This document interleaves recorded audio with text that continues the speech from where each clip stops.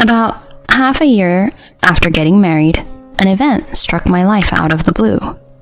I was saddled with caring for my father-in-law, who became bedridden after an accident.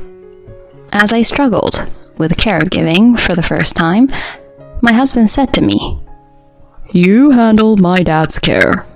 We're going to relax in Hawaii." He and my mother-in-law left for Hawaii, leaving me behind. But they were unaware of the tragedy their decision would later cause. My name is Adeline. I'm 30 years old. I've always loved cooking, so after college, I joined a major restaurant chain. 8 years in, I'm now in charge of developing new products in the planning department. I met Will, who would later become my husband, 2 years ago.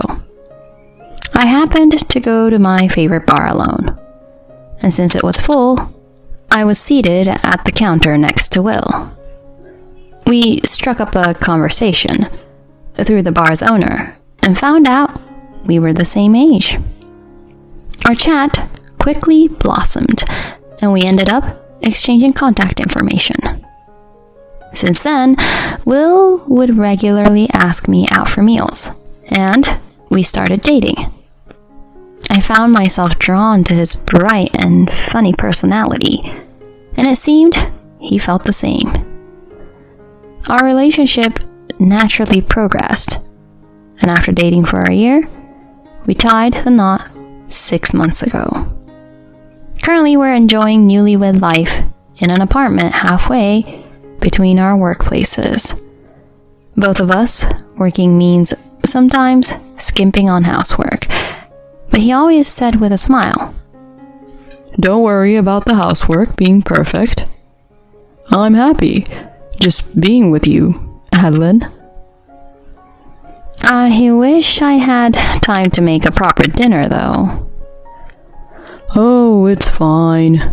Just having dinner with the person I love is happiness enough for me. That's what I think." Thanks. You're always so kind, babe. Only to you, honey. I want to be super kind to the person I love. That makes me happy. I'm so glad I became your wife. Me too.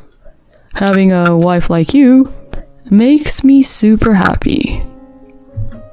Even half a year into our marriage, our relationship was so good that we could have such conversations.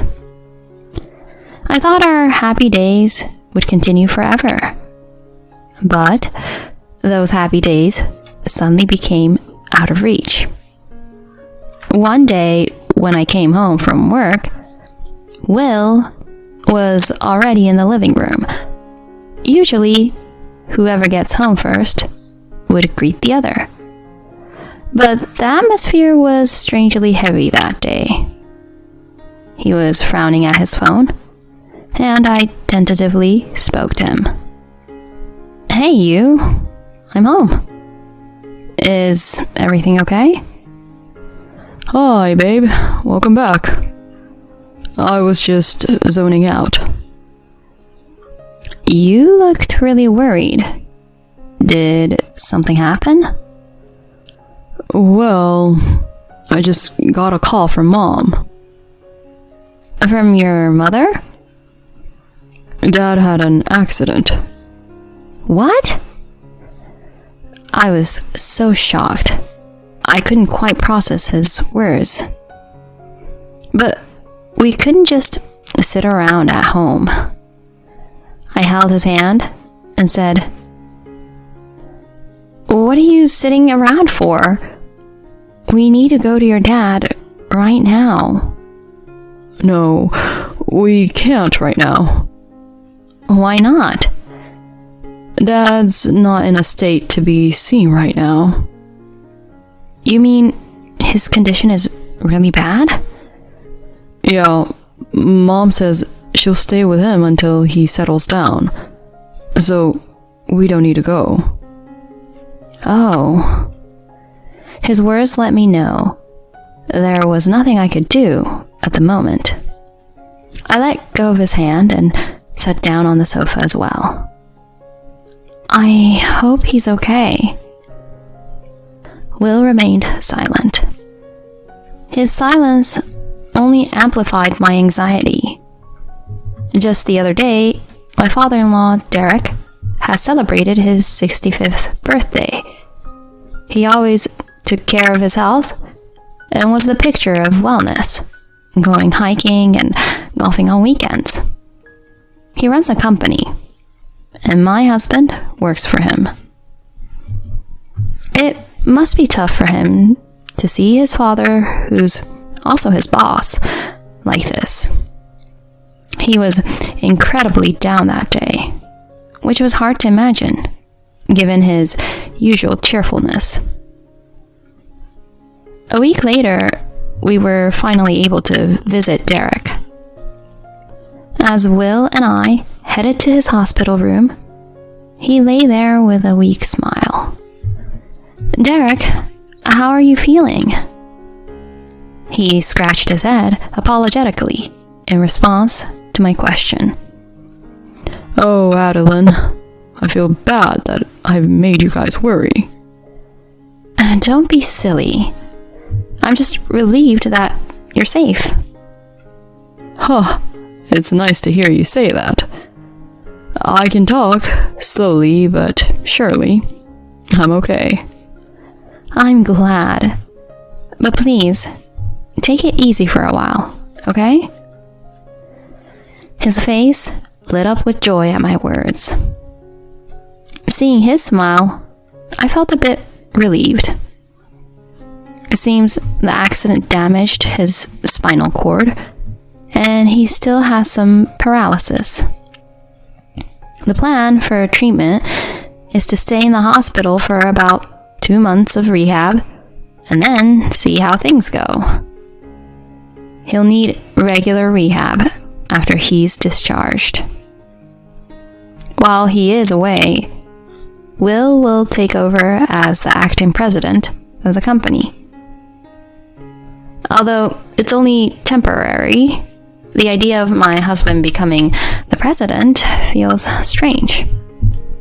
As I watched the guys talk, my mother-in-law Paulina appeared in the hospital room. She called me over to the corner of the room and spoke to me with a tone dripping with sarcasm. "Hey, Adeline. You do understand your place, don't you?" What do you mean? "Well, just because Will is becoming president doesn't mean you'll have it easy. Understand? Don't get too comfortable with him being in that position. Okay?" "There's no need to worry about that. I work and earn my own salary. Thank you." We'll see about that.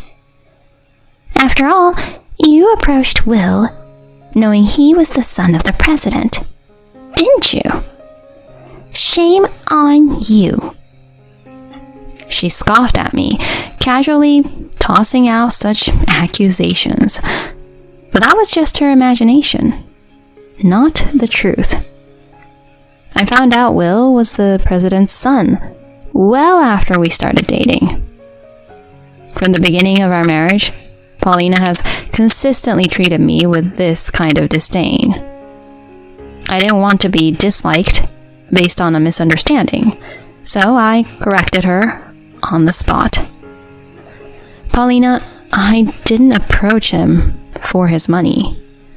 I fell for him because of who he is as a person." "Sure. Like I believe anything that comes out of your mouth." "I'm telling you the truth. You got the whole thing wrong." "Whatever. No matter what you say, I will never approve of you." "How could you say that?" Perhaps noticing our conversation, Derek asked, What's going on? She dismissed it with a "nothing" and glared at me. It was clear from her behavior that she doted on Will. She probably sees me as a gold digger who got close to her son for his money after just a year of dating. She has been cold to me since we went to greet her for marriage. But to think she would speak to me like this, even with her husband in this condition? To complicate matters, my husband is also very fond of his mother. A few days later, he suddenly said something unexpected. Adeline, Dad's probably going to be discharged from the hospital in 2 months. That's when we're moving back to my folks' place. Wait a minute. Why all of a sudden? Mom suggested it. She said it's about time we all live together. Come on, you know it would be tough on Dad if Mom's by herself, right? Yeah, but springing this on me all of a sudden is a bit much. What are you talking about? We should be grateful. Mom's offering for us all to be together. I struggled to find the words to express what he meant by grateful. I stood there, perplexed, while he firmly stated his case. Anyway, it's already been decided. Start packing so we're ready to move in together. Hold on. If we move to your family's place, our commute will become a hassle. We specifically chose an apartment midway between our workplaces for a reason.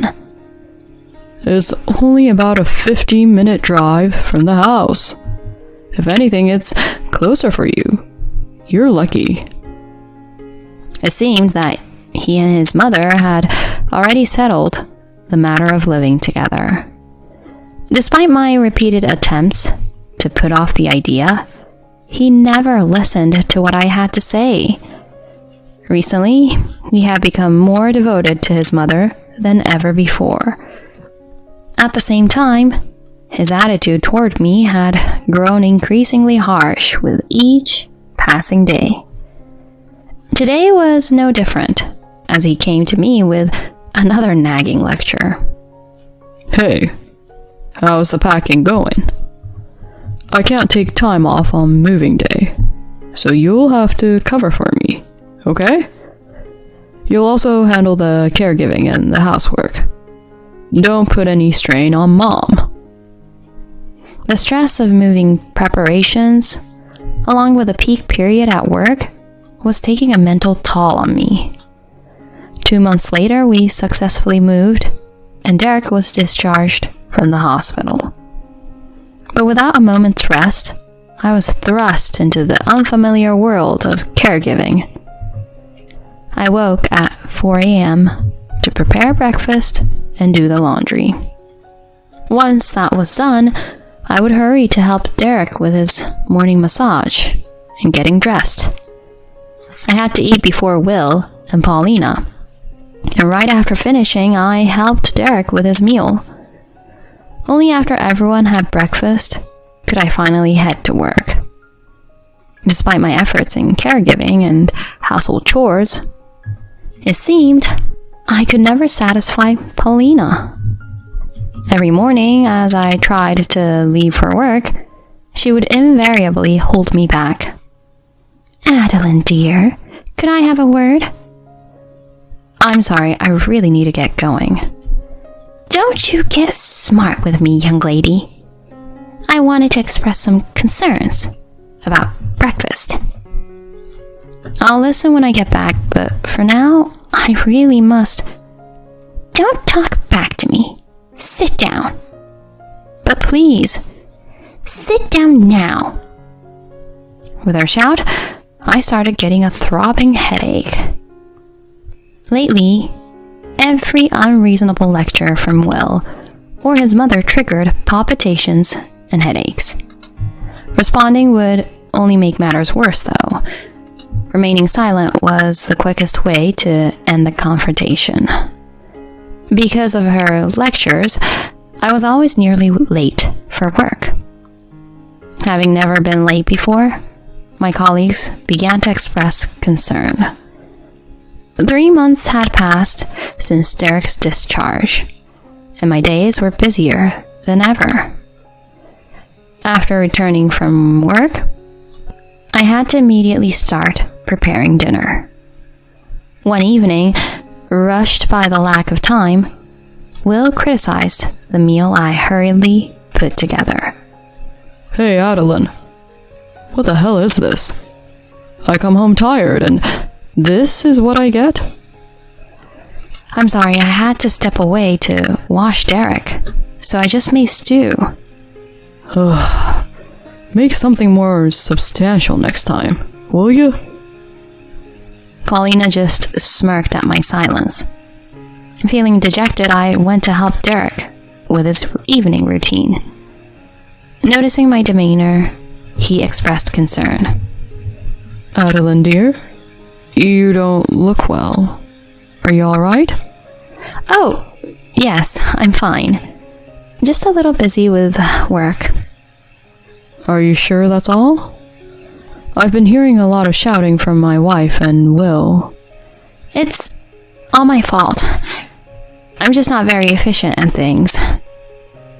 Well, I don't see it that way. To keep him from worrying, I forced the biggest smile I could manage and lied. Otherwise, I wouldn't have been able to keep it together. Honestly, I wanted to escape from here for so long. But now I kept thinking, what would happen to him if I left? With that thought, I just couldn't bring myself to abandon everything. As the end of the year approached, I got some time off from work, but that just meant I was stuck with more chores at home. It was on New Year's Eve that Paulina dropped a bombshell. Mom and I are going to Hawaii. What? Hawaii? Yeah, Mom and I have been planning this. Wait a minute. How can you even think of that with your dad in this condition? It's fine. You're here, right? You're off work. You can handle it. My husband and his mother had this smug look on their faces as they showed off their huge suitcases. They seemed to find my bewildered state amusing, barely holding back their laughter. On the day of the trip, as they were leaving the house, Will casually said, Take good care of Dad. We're going to chill in Hawaii. Good luck on your own. They laughed and closed the door behind them. That's when something inside me just snapped. Good luck? Take care of him? What is he even talking about? Why do I, the daughter-in-law, have to do everything by myself? That's it. When they get back, I'm definitely getting a divorce. I felt much better when I said that to myself, and I decided to devote myself to caring for Derek while they were gone. Since I was going to get a divorce anyway, I didn't bother with the housework. The next day, as usual, I prepared breakfast for Derek and took a towel and clothes to his room. That's when he greeted me with a smile. Happy New Year, Adeline. Happy New Year to you too, Derek. Where are Will and Paulina?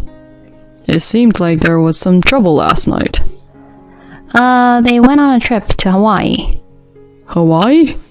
He asked, a look of confusion spreading across his face, followed by a deep sigh. I didn't know how to respond, so I stayed quiet. Then, unexpectedly, my bedridden father-in-law sat up. What in the world? Let's get started. Adeline, I owe you an apology. Wait. Are you sure you're okay? I've been able to get up by myself for a few days now. I was just waiting for the right time to show everyone. I never thought those two would give me such a perfect opportunity. What do you mean? Then he started to explain with a sly grin. Apparently he had been trying to do something about the situation where I was the only one being overworked. He'd asked his wife and son for help, but they completely ignored him. Moreover, he received a call from the company's executive vice president, reporting that my husband, who was acting as president, was doing whatever he wanted. It seemed likely that they used company funds for their trip. So, Derek got in touch with people at the company and had them monitor my husband's actions. It turned out that his work attitude was lazy, and the employees were all angry. Derek was planning to return as president after the new year, and my husband was going to be demoted back to a regular employee. But after this incident, Derek decided to fire him. Regarding the house, it was actually in my father-in-law's name. He'd made plans to change the locks while they were away, so when they returned, they wouldn't be able to get in. A week later, there was a ruckus at the front door and the intercom started buzzing non-stop. My husband and his mother had returned from Hawaii and were trying to force the door open. I responded to them through the intercom monitor. "Welcome back. How was the trip?" Adeline, you're home? I can't get the door open. Open it quick. "Sorry, but I can't. Your father told me not to let you in." What? What are you talking about? "So, did you guys have a good time on that trip funded by the company's money?" What? How did you... Will, with a look on his face that screamed, How do you know about that? left me unable to help but burst into laughter as I watched their expressions on the monitor. Just then, Derek, who had been listening in, chimed in. Aha, just as I thought. You did use the company's money, didn't you? Dad? I thought you couldn't get up. Thanks to Adeline, I've been getting help with my rehab from Adeline every day. I've been able to get up for a few days now. I've also heard about your terrible behavior at the company from the executive director. The executive director? You're kidding, right? No, that's not true, Dad. I didn't. You didn't what? You're incompetent, and you're fired. Pack your stuff and leave the company now. Will started to plead with tears in his eyes, visible through the monitor. Adeline, honey, you wouldn't abandon me, right? To his pleading, I stated firmly, "Are you kidding me? Do you have any idea how I've felt since the day you decided we would move in here? You and your mother took me for granted, pushing his care onto me. Do you understand how hard that was for me?" Calm down, Adeline.